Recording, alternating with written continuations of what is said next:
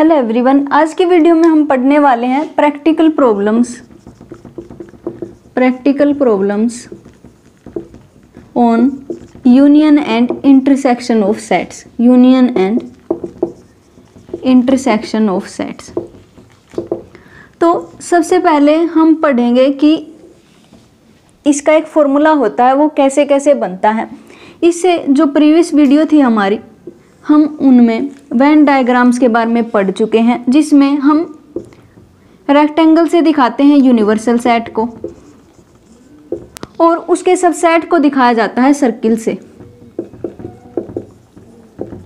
इन्हीं को हम बोलते हैं वेन डायग्राम्स। मैं मान लेती हूँ ये सेट ए है, ये सेट बी है। अगर मैं a माइनस बी कैलकुलेट करना चाहती हूँ तो इसका मतलब क्या होता था, अगर मैं a में से वो सारे के सारे एलिमेंट रिमूव कर देती हूँ जो किसके होंगे, b के होंगे, वही सेट क्या बन जाता था, a माइनस बी बन जाता था। तो इसका मतलब a माइनस बी कौन होगा, ये वाला सेट। ये नहीं आएगा इसमें, क्योंकि ये किसका हिस्सा भी है, b का हिस्सा भी है। लेकिन हमें तो वो एलिमेंट रिमूव करने हैं जो a के अंदर तो हो लेकिन b के अंदर ना हो। मतलब a माइनस बी कौन बन जाएगा, ये सेट बन जाएगा। और इसी तरीके से b माइनस a क्या होता था, b सेट में से वो सारे के सारे एलिमेंट रिमूव करना जो किसके होंगे, a के होंगे। तो इसका मतलब ये वाला सेट क्या बन जाएगा हमारे पास, ये सेट बन जाएगा b माइनस a। और अगर मैं a इंटरसेक्शन b की बात करती थी, a इंटरसेक्शन b ऐसे एलिमेंट का सेट होता था जो a के अंदर भी हों और b के अंदर भी हों। मतलब इन दोनों के जो कॉमन एलिमेंट्स होते थे वो कहाँ चले जाते थे, इनके इंटरसेक्शन में चले जाते थे। तो इसका मतलब a इंटरसेक्शन b कौन बनेगा, ये सेट बन जाएगा। इसको हम क्या नाम देंगे, a इंटरसेक्शन b। और ये पूरा का पूरा सेट क्या है, यूनिवर्सल सेट है। ये a माइनस बी, ये वाला हिस्सा b माइनस ए, और ये है a इंटरसेक्शन b। अब एक सेट में जितने भी एलिमेंट होते हैं, एक सेट में जितने भी एलिमेंट होते हैं उस नंबर को हम बोलते हैं cardinality of the set. Cardinality of the set. तो इसी कार्डिनलिटी के ऊपर बेस्ड एक फॉर्मूला होता है। अगर मैं ध्यान से देखने की कोशिश करूं तो a minus B plus a intersection b plus b minus a जब भी मैं करूंगी तो कौन सा सेट बनेगा, a यूनियन b बन जाएगा। क्योंकि a यूनियन b क्या होता था, ऐसे एलिमेंट का कलेक्शन जो a में भी हैं और b में भी हैं। मतलब चाहे तो a के अंदर आ जाए चाहे b के अंदर आ जाए, a यूनियन b के अंदर चले जाएंगे। और a इंटरसेक्शन b क्या होता था कि दोनों के अंदर आने चाहिए, मतलब कॉमन होने चाहिए। लेकिन यहाँ क्या था कि चाहे a के अंदर आ जाए चाहे b के अंदर आ जाए, a यूनियन b में पक्का चले जाएंगे। तो इसका मतलब a यूनियन b सेट कौन सा होगा, ये पूरा सेट।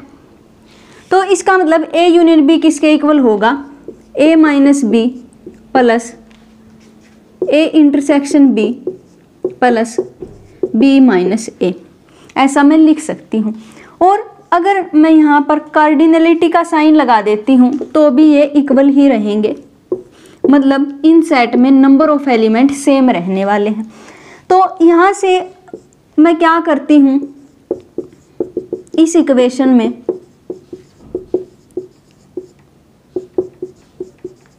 एक बार तो a इंटरसेक्शन b की कार्डिनलिटी को ऐड कर देती हूँ, एक बार सबट्रैक्ट कर देती हूँ। तो इस इक्वेशन पर कोई भी इफेक्ट नहीं पड़ने वाला। और जब n A minus B plus N A intersection B करूंगी, n A minus B plus N A intersection B करूंगी तो ये बच जाएगा। तो ये क्या बनेगा, एन ऑफ ए। मतलब ए सेट की कार्डिनलिटी बन जाएगा। और इसी तरीके से अगर मैं इस सेट को ऐड करती हूँ, N A intersection B plus N B minus A, N B minus A plus N A intersection B, तो कौन बन जाएगा, बी सेट की कार्डिनलिटी बन जाएगी। और यहाँ से एक ये बच जाएगा। तो यही होता है हमारे पास फॉर्मूला। कई बार इस फॉर्मूला पे बेस्ड वो बहुत सारे क्वेश्चन बना लेता है। वो क्या कहता है कि हमारे पास दो सेट हैं, एक तो इंग्लिश बोलने वालों का सेट है और एक हिंदी बोलने वालों का सेट है। 10 लोग ऐसे हैं जो इंग्लिश बोलते हैं, 35 लोग ऐसे हैं जो हिंदी बोलते हैं और 15 लोग ऐसे हैं जो हिंदी और इंग्लिश दोनों बोलते हैं। तो हमें बताना होता है एन ए यूनियन बी क्या होगा। तो यहाँ से एन ऑफ ए मैं मान लेती हूँ इंग्लिश बोलने वालों का सेट है, बी मैं मान लेती हूँ हिंदी बोलने वालों का सेट है, और इनकी इंटरसेक्शन की वैल्यू भी दी गई है। तो इस तरीके से मैं फाइंड आउट कर लेती हूँ यहाँ से N of A union B. तो इसके लिए ये फॉर्मूला हम यूज करते हैं। और यहाँ पर जो ए एंड बी होते हैं वो कैसे सेट होते हैं, फाइनाइट सेट होते हैं।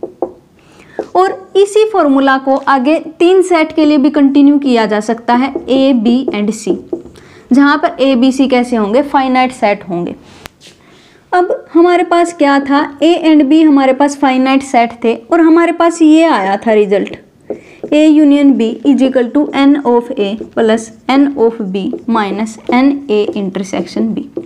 अब मैं क्या करना चाहती हूँ, मैं 3 सेट लूंगी, कैसे होंगे, फाइनाइट सेट होंगे, और उसके लिए मैं देखना चाहती हूँ कि इस फॉर्मूला की वैल्यू क्या आएगी। तो A union B union C, मैं मान लेती हूँ कि ए तो एक सेट है और बी यूनियन सी कोई दूसरा सेट है। तो यहाँ पर पुट करने के बाद हमें क्या मिलेगा, N of A plus N of B union C, क्योंकि हमने इसको तो एक सेट माना है और इसको एक सेट माना है और इस फॉर्मूला में पुट कर दिया है। तो यहाँ से हमें क्या मिलेगा, N A intersection B union C, मैं इसको ऐसा लिख सकती हूँ। और यहाँ से फिर से मैं क्या करती हूँ, इसी फॉर्मूला को अप्लाई कर देती हूँ, b को a के इक्वल रख देती हूँ और c को b के इक्वल रख देती हूँ। तो क्या मिलेगा, n of b plus n of c minus n b intersection c, और साथ में क्या था, n of a intersection b union c। तो अब मैं इसकी वैल्यू फाइंड आउट करूँगी, इसको मैं मान लेती हूँ फर्स्ट इक्वेशन, और जो A intersection B union C होता है वो इक्वल होता है A intersection B union A intersection C, इसके इक्वल होता है। तो फिर से क्या होगा, इसको मैं एक सेट मान लूँगी, इसको एक सेट मान लूँगी, और ये यूनियन वाला फॉर्मूला ही अप्लाई कर दूँगी।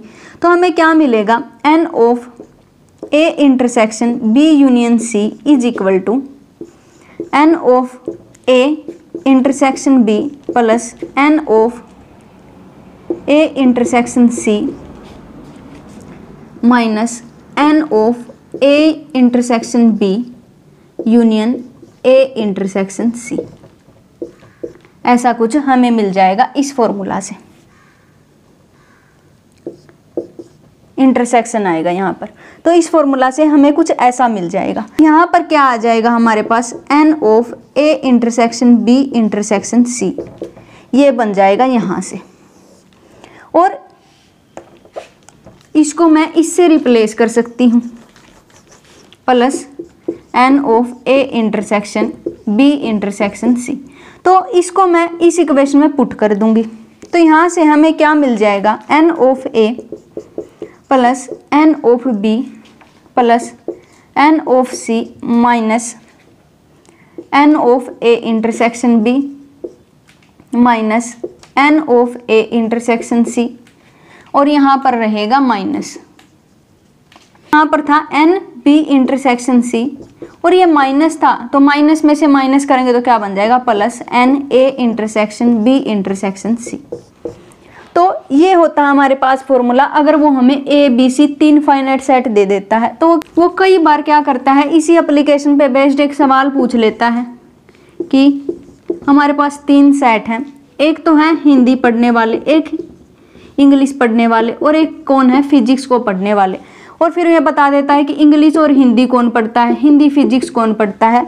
तो इस तरीके से इस फॉर्मूला में पुट करके हमें वो जो भी वैल्यू पूछता है वो हम फाइंड आउट कर सकते हैं। तो यही होती है हमारे पास practical problems on union and intersection of set.